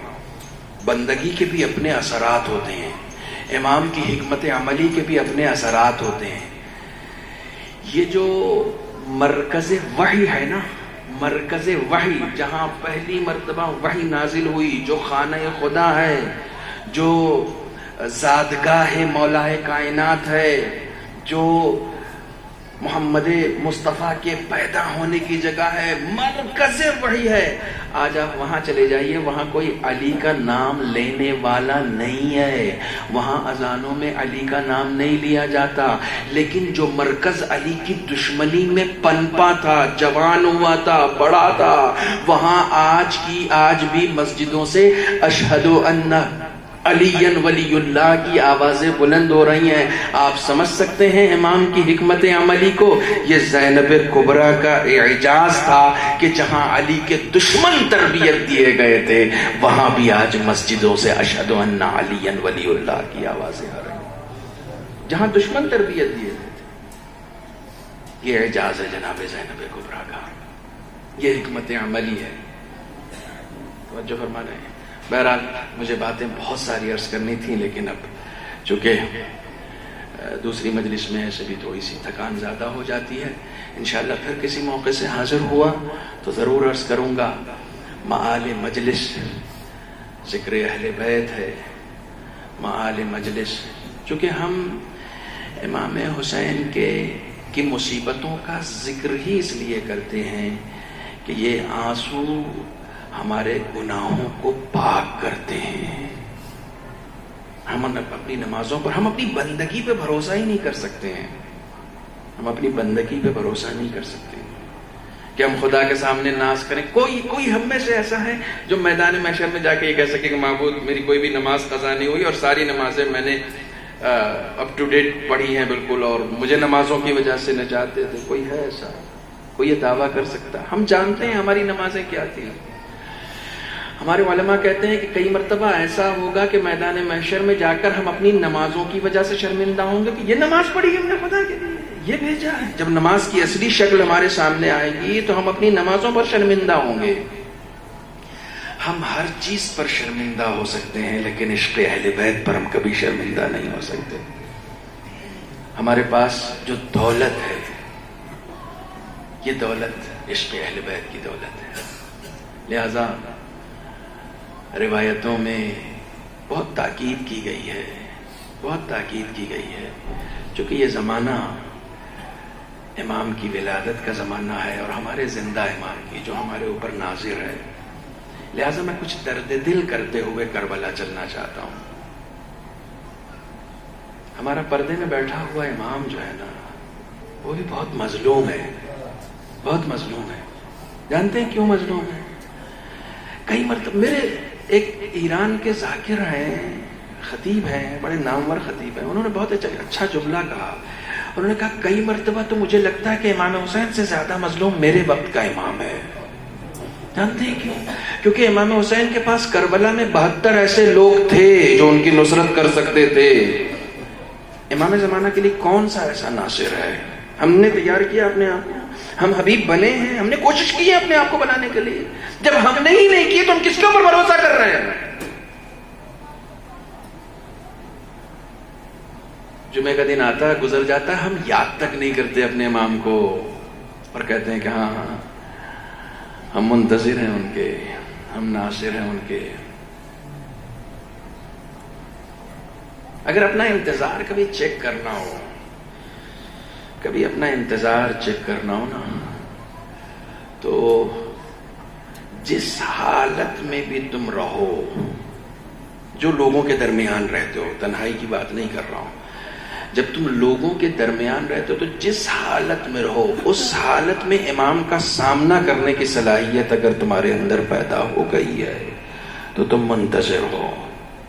موبائل دیکھ رہے ہو، اسکرین بدلنے کی اگر ضرورت نہیں پڑ رہی ہے تو امام کے منتظر ہو، لیکن بدلنے کی ضرورت پڑ رہی ہے تو منتظر نہیں ہو، نہیں ہو۔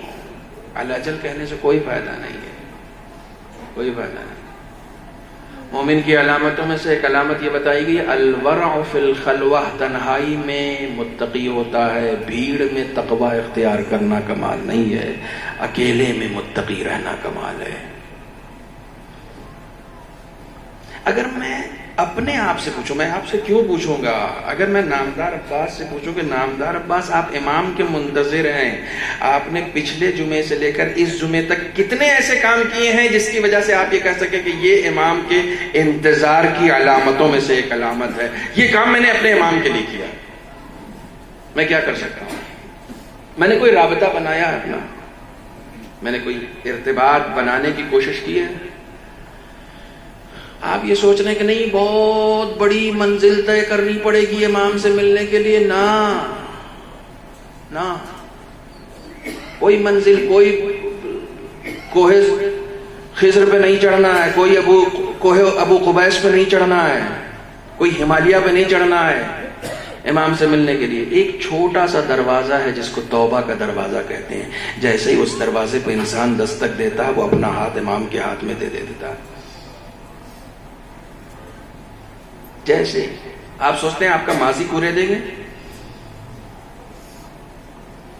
امام حسین کے پاس حر آیا تھا معافی مانگنے کے لیے، امام نے ایک بار بھی اس سے کہا تو نے میرا راستہ روکا تھا؟ ایک بار بھی اس کو اس کا ماضی یاد دلایا؟ نہ، فوراً گلے سے لگا لیا، ایسے وقت میں آیا ہے کہ تیری مہمان نوازی نہیں ہو سکتی۔ ایک بار بھی اس کا ماضی اس کو یاد نہیں دلایا۔ امام کا طریقہ کاری یہی ہے، کوئی بھی توبہ کر کے امام کے پاس جاتا ہے، امام اس سے گلے سے لگا لیتے ہیں، اس کا ماضی نہیں کریدتے کہ نہیں تم نے تو ایسا کر دیا تھا، تم نے تو ایسا کر دیا تھا، نہیں، توبہ کر کے چلے جاؤ، امام کے پاس چلے جاؤ، امام کے قدموں میں اپنا سر رکھ دو۔ کم سے کم میں بہت کم سے کم کہہ رہا ہوں، یہ جو اعمال آپ کو بتا رہا ہوں، بہت کم سے کم ہفتے میں ایک سورہ یاسین پڑھ کے اپنے امام کو ہدیہ کرو۔ مولا کہاں تک دعائیں مانگیں، کس چیز کے لیے دعائیں مانگیں؟ ہمیں معلوم ہے ہماری ساری دعاؤں کا حل صرف ایک ہی ہے اور وہ آپ کا ظہور ہے۔ بس کہاں تک مانگیے گا آپ مشکلوں سے نجات؟ نہیں ملنے والی، ساری مشکلات سے نجات امام کا ظہور ہے۔ اپنے آپ کو تیار کریں، خدا کے لیے تیار کریں۔ روزانہ ایک سورہ یاسین، روزانہ ایک تسبیح درود کی وعجل فرجہم کے ساتھ۔ علامہ امینی صاحب الغدیر، کتاب الغدیر لکھنے والے، انہوں نے لکھا کہ اگر کوئی درود وعجل فرجہم کے ساتھ پڑھے گا تو میں الغدیر کے ثواب میں اسے شریک کروں گا۔ الغدیر لکھنے کے ثواب میں اسے شریک کروں گا. جانتے ہیں آپ کون ہے علامہ امینی؟ جانتے ہیں آپ کتنا بڑا رتبہ ہے؟ ایک بچہ، نوجوان بچہ آیا ان کے پاس کہ میری ماں بیمار ہے نزا کے عالم میں. تو انہوں نے کہا حکیم کے پاس لے جاؤ، ڈاکٹر کے پاس لے جاؤ، میرے پاس کیوں آئے ہو؟ کہا آپ تو علی علی کرتے ہیں نا، اسی لیے آپ کے پاس آیا ہوں. کہا ڈاکٹر نے جواب دے دیا ہے، اس لیے آپ کے پاس آیا ہوں. آپ نجف میں رہتے ہیں نا، آپ علی کی تعریف کرتے ہیں، ان سے کیوں نہیں کرتے؟ سنی بچہ. انہوں نے ایک پرچہ اٹھایا، اس پرچے پہ کچھ لکھا، اب موڑ کے اس کو دے دیا. کہا اپنی ماں کی پیشانی پر رکھ دو، کھول کے دیکھنا نہیں. دوسرے دن وہ بچہ وہ پرچہ موڑ کے لے کر آیا، ماں کو ساتھ لے کر آیا، پورا قبیلہ ساتھ میں آیا علامہ امینی کے پاس، پورا قبیلہ. کہا وہ جو کل بچے کو آپ نے پرچہ دیا تھا وہ پورے قبیلے کے ساتھ آیا ہے، شیعہ ہونے کے لیے آیا ہے، علی کا کلمہ پڑھنے آیا ہے. تو وہ بچہ علامہ امینی کے سامنے آ کے کہتا ہے کہ آپ نے کیا دیا، آپ نے کیا دیا؟ جیسے ہی میں گھر گیا میری ماں اٹھ کے بیٹھ گئی اور کہنے لگی کہ فرشتے نے میری روح قبض کر لی تھی. دیکھو میں نے بات جہاں سے شروع کی تھی وہیں پہ ختم کر رہا ہوں. فرشتے نے میری روح قبض کر لی تھی، لیکن ایک منادی مسلسل ندا دے رہا تھا کہ امینی کے احترام میں اس کی روح کو میں واپس کر رہا ہوں. امینی کے احترام میں. علامہ امینی مسکرائے، کہا پرچہ مجھے واپس کرو. پرچہ انہوں نے واپس لے لیا اور واپس لے کے اپنے شاگردوں کو بتایا، پتہ ہے میں نے کیا لکھا تھا؟ میں تو علی کا غلام ہوں نا، میں نے کچھ نہیں لکھا تھا، میں نے لکھا تھا بسم اللہ الرحمن الرحیم السلام علیکہ یا امیر المؤمنین، اے میرے مولا آپ پر سلام ہو. اگر امینی کی آپ کی نگاہ میں تھوڑی بہت بھی عزت ہے تو اس مومنہ کو، اس عورت کو شفا دے دی. اگر امینی کی تھوڑی بہت بھی عزت آپ کی نگاہ میں ہے. منادی کیا دے رہا تھا ندا کہ امینی کے احترام میں. اللہ اکبر. اپنے آقا کے سامنے اپنی عزت بناؤ، دنیا کے سامنے عزت بنانے سے کچھ نہیں ہوگا. خدا کے لیے رسم و رواج سے باہر آئیں، خدا کے لیے رسم و رواج سے باہر آئیں، خدا کے لیے یہ رسمی مجلسوں سے باہر آئیں. ایسی مجلسیں منعقد کریں جو آپ کو اپنے امام وقت سے قریب کر سکیں. ایسی مجلسیں منعقد کریں کہ جو آپ کو آپ کے اور امام وقت کے رشتے کو مضبوط کر سکیں، جو آپ کو ظہور کے لیے آمادہ کر سکیں. میں آپ کی خدمت میں بتا دوں ظہور بہت قریب ہے اور اس سے کوئی انکار نہیں کر سکتا، اس سے کوئی انکار نہیں کر سکتا. وقت معین کرنے والا جھوٹا ہے، لیکن ظہور کو ہر دور میں انسان کو ایسے جینا چاہیے کہ جیسے اسی جمعے کو امام کا ظہور ہو جائے گا. ہر دور میں ہم نے اپنے آپ کو تیار کیا. وہ عبد الکریم کفاش سید تھا ایران کا، جوتوں میں پالش کرتا تھا، جوتیاں سیتا تھا. کوئی ہفتہ ایسا نہیں گزرتا تھا کہ امام زمانہ سے ملاقات نہ کرے. جوتی سینے والا، جی ہاں جوتی سینے والا. تم منصبوں میں عزت ڈھونڈتے ہو، وہ کرداروں میں عزت دیکھتے ہیں، وہ تقوی میں عزت دیکھتے ہیں. ایک دن امام زمانہ اس کے پاس بیٹھ کر اس سے کہہ رہے ہیں عبد الکریم اگر کسی ایک ہفتے تم سے نہ ملوں تو کیا ہوگا؟ کہتا آقا مر جاؤں گا. کہتا مر جاؤں گا. امام نے اس سے کہا اگر تم ایسے نہیں ہوتے تو واقعی ہم نہ ملتے، تم واقعی مر جاؤ گے اگر ایک ہفتے ہم نہ ملیں. یہ عشق ہمارے اندر بھی پیدا ہی نہیں ہوا ہے، یہ جذبہ ابھی ہمارے اندر پیدا ہی نہیں ہوا ہے، یہ محبت امام سے بھی ہمارے اندر پیدا ہی نہیں ہوئی ہے. یہ محبت ہمیں پیدا کرنی پڑے گی اپنے اندر.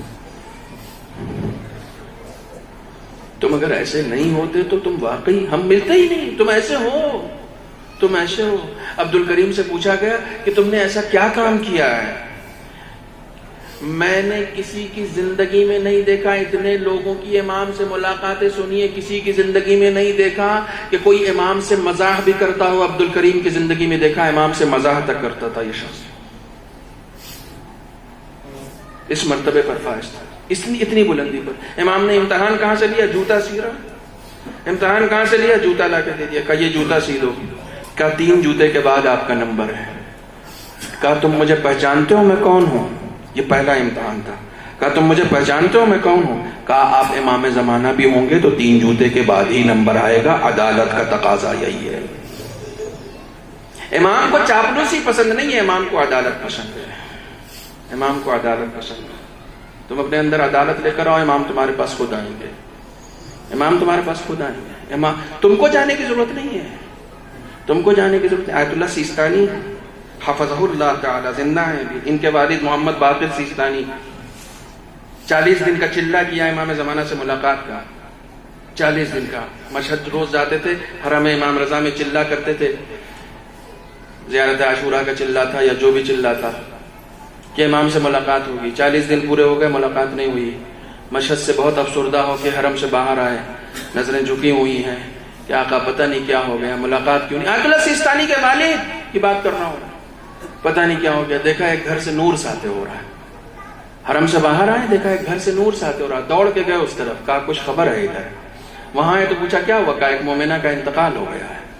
کہا میت کہاں رکھی ہے؟ تو وہ دیکھ رہے تھے کہ کس کمرے سے نور ساطع ہو رہا ہے۔ کہا میت کہاں رکھی ہے؟ کہا فلاں کمرے میں رکھی۔ کہا میں فاتحہ پڑھ سکتا ہوں جا کے؟ کہا بسم اللہ جائیے۔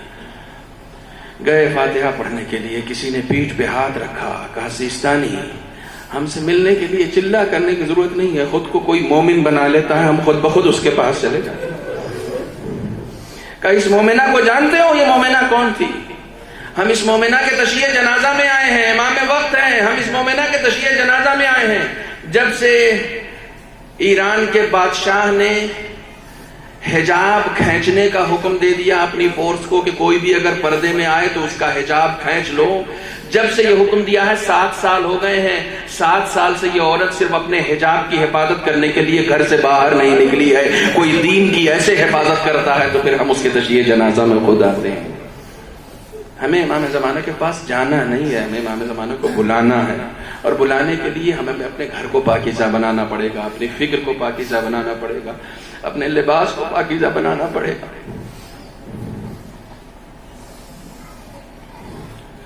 خدایا ان مجلسوں کے طفیل میں ہمارے اندر وہ طہارت پیدا فرما کہ جو طہارت ہمیں ہمارے امام سے قریب کر دے۔ عبد الکریم سے پوچھا گیا تم کیا کرتے ہو، کیسے اس مقام پر پہنچے؟ کہا میری بچپن سے یہی خواہش تھی کہ میں اپنے امام سے ملوں۔ دیکھو یہ تڑپ تو ہونی چاہیے نا میرے اندر یہ تڑپ نہیں ہے، یہ جذبہ تو ہونا چاہیے۔ کہا بچپن سے یہی خواہش تھی کہ اپنے امام سے ملاقات کروں۔ ایک دن رات میں رسول خدا کو خواب میں دیکھا۔ دیکھو جس کے اندر تڑپ ہوتی ہے وہی خواب دیکھتا ہے۔ کہا رات میں خواب میں رسول خدا کو دیکھا تو رسول خدا، اچھا ہم اور آپ رسول خدا کو خواب میں دیکھ لیں گے تو کیا مانگیں گے؟ جس چیز کی طلب ہوگی وہی مانگیں گے۔ اس نے خواب دیکھا، پوچھا عبد الکریم کیا چاہیے؟ کہا مجھے ہے افسوس ہوتا ہے کہ میں جی رہا ہوں اور میں اپنے امام سے ملاقات نہیں کرتا۔ کہا مجھے کچھ نہیں چاہیے، مجھے اپنے امام سے ملنا ہے، مجھے اپنے امام سے ملاقات کرنی ہے، مجھے یہ زندگی نہیں چاہیے جو بغیر امام کی ہے۔ تو رسول خدا نے کہا مل جائیں گے، بس ایک کام کرنا پڑے گا، روزانہ حسین کی مصیبت پر گریہ کیا کرو۔ آپ کو پتا ہے آپ کہاں بیٹھے ہوں گے؟ یہی وہ جگہ ہے جو امام زمانہ کے گھر تک کا دروازہ، اسی دروازے سے متصل کا روزانہ 2 مرتبہ امام حسین پر رونے کے لیے مجلسوں میں آنا ضروری نہیں ہے۔ اپنے گھر پہ اپنے گھر کی عورتوں کو، اپنے گھر کی خواتین کو، اپنے گھر کے بچوں کو جمع کرو، ایک امام حسین کا چھوٹا سا ذکر کرو، امام حسین کی چھوٹی سی مصیبت بیان کرو، گریہ کرو۔ حسین پر گریہ امام سے ملاقات کا سبب ہے، حسین پر گریہ گناہوں سے پاکیزہ کرتا ہے۔ کتنا عظیم گریہ ہے یہ، کتنا عظیم گریہ ہے، اللہ اکبر۔ امام حسین نے کیسی قربانی پیش کی ہے، 2 سال تک مسلسل یہ عمل کرتا رہا، ملاقات نہیں ہوئی، لیکن یقین کا عالم یہ تھا کہ چونکہ رسول خدا نے کہا ہے میرے عمل میں کمی ہوگی، لہٰذا مسلسل کرتا رہا، عمل مسلسل کرتا رہا۔ اور ایک دن وہ آیا کہ امام نے ملاقات کی، ایک چھوٹا سا امتحان لے کر امام نے ملاقات کی۔ یہ ممکن ہے؟ وہی امام ہے یہ کہ جسے کربلا کا انتقام لینا ہے، یہ وہی امام ہے جسے مدینے کے جلے ہوئے دروازے کا انتقام لینا ہے، یہ وہی امام ہے جسے محسن کا انتقام لینا ہے، یہ وہی امام ہے کہ جسے امام حسن کے جنازے پر برسنے والے تیروں کا انتقام لینا ہے۔ اگر اس امام کو انتقام لینا ہے اور ہمارا عشق اس امام سے جڑا ہوا ہے تو انتقام کے ساتھی ہم اسی وقت ہو سکتے ہیں جب ہم اپنے آپ کو پاکیزہ بنائیں گے، جب ہم اپنے آپ کو ان کے پہلو میں بیٹھنے کے لائق بنائیں گے۔ اور اس کا راستہ امام حسین کے گریے سے شروع ہوتا ہے۔ یہ امام حسین کا دروازہ ہے جو انسان کو حر بناتا ہے۔ یہ امام حسین کا دروازہ ہے جو انسان کو، میں ہمیشہ ایک جملہ کہتا ہوں اور بار بار کہتا رہوں گا آپ کی خدمت میں، یاد رکھیے گا، کربلا میں 72 شہید ہیں، آپ سے میں 72 کے نام پوچھوں گا آپ نہیں بتا پائیں گے، لیکن میں 4-5 کے نام پوچھوں گا آپ بتا دیں گے، اور ان 4-5 میں آپ کو پہلے جن کا نام یاد آئے گا نا، اس میں ایک نام ہر کا ہے۔ ہر تو گنہگار تھا نا، یہ کسی کے نام یاد نہیں، جن کی زندگی میں کبھی کوئی گناہ نہیں رہا ان کے نام آپ کو یاد نہیں رہے، لیکن ایک گنہگار کا نام کیسے یاد ہے؟ امام حسین نے توبہ والوں میں برکت ہی ایسی رکھی ہے، خدا نے توبہ کے دروازے میں برکت ہی ایسی رکھی ہے کہ جو توبہ کے دروازے سے ہمارے پاس آتا ہے ہم اس کے نام کو بھی بڑا کر دیتے ہیں، ہم اس کے نام کو بھی بڑا کر دیتے ہیں۔ اور کس انداز سے حسین کے پاس جانا ہے، کس انداز سے؟ حقیقی شرمندگی ہے۔ توبہ کا مطلب یہ ہے کہ اب گناہ کا اعادہ نہیں ہوگا، اب گناہ ریپیٹ نہیں ہو سکتا۔ کس انداز سے جا رہا ہے؟ بعض روایتیں کہتی ہیں اپنے بیٹے سے کہا کہ میرے ہاتھ پشت گردن پہ باندھ دو، میں اس طریقے سے حسین کے سامنے جانا چاہتا ہوں جیسے کوئی اسیر، جیسے کوئی گنہگار جاتا ہے، اس طریقے سے امام حسین کے پہلو میں آتا ہے۔ میں نے روایت میں تو نہیں پڑھا ہے، لیکن مولانا نقن صاحب قبلہ پاکستان کی ایک مجلس میں پڑھ رہے تھے، وہ بھی عجیب و غریب انداز تھا۔ دیکھیے یہ بھی امام حسین کا کرم ہے، یہ بھی امام حسین کا کرم ہے۔ انہوں نے پڑھا تھا کہ جس وقت ہر آیا ہے امام حسین کے پاس اور آنے کے بعد اپنے آپ کو قدموں میں ڈال دیا ہے، تو امام حسین نے صرف ہر کی شرمندگی کو دور کرنے کے لیے یہ کہتے ہوئے اٹھایا، اٹھو کون ہو تم، تاکہ ہر اپنے گناہوں پر شرمندہ نہ ہو۔ اللہ اکبر! اس طریقے سے گنہگاروں کا استقبال ہوتا۔ اگر کوئی توبہ کے ساتھ، کوئی استغفار کے ساتھ ان کی بارگاہ میں جانا چاہتا ہے تو اس طریقے سے اس کا استقبال کیا جاتا ہے۔ امام حسین اس طریقے سے اپنے چاہنے والوں پر کرم کرتے ہیں۔ یہاں نہ گنہگار دیکھا جاتا ہے، وہ گنہگار جو توبہ کر چکا ہو، نہ غلام دیکھا جاتا ہے، وہ غلام جون ہے، وہ آقا کی خدمت میں آتا ہے، خدایا ہمیں بھی ایسی غلامی عطا کر، ایسی غلامی کا شرف عطا کر۔ آتا ہے امام کی بارگاہ میں، آقا اجازت ہے، اور کس انداز سے کہ آقا کیا آپ نہیں چاہتے کہ ہمارے جسم کا سیاہ خون آپ کے پاکیزہ خون کے ساتھ ملے؟ جب اس انداز سے اجازت طلب کرتے ہیں جناب جون، تو امام حسین گلے سے لگا لیتے ہیں اور کہتے ہیں جون تم نے میرے نانا کے عمل کو دیکھا ہے، میرے بابا کے عمل کو قمبر کے ساتھ دیکھا ہے، میری اماں کے عمل سے واقف ہو، فضہ کے ساتھ کیسا برتاؤ تھا، اور تم تو ہمارے سب سے پرانے ہو، تم نے ایسا کیسے کہہ دیا کہ میں یہ نہیں چاہتا؟ کہا جناب جون نے جو جذباتی جملے کہتے کہ میرے جسم سے بدبو آتی ہے، میرا خون سیاہ ہے، آپ نہیں چاہتے کہ میرا خون بنی ہاشم کے خون کے ساتھ ملے۔ اب جو امام حسین نے اس کا عکس العمل دکھایا ہے، تو جس وقت جون نے آخری سلام کہا تھا، اس وقت امام حسین جون کے پاس پہنچتے ہیں، جون کے پہلو میں پہنچتے ہیں، جون کے سر کو اٹھا کر اپنے زانوں پر رکھتے ہیں، اور رکھنے کے بعد جون نے دریافت کیا آقا مجھ سے کوئی خطا ہو گئی ہے، اور اپنے غلاموں کے سروں کو زانوں پہ نہیں رکھا۔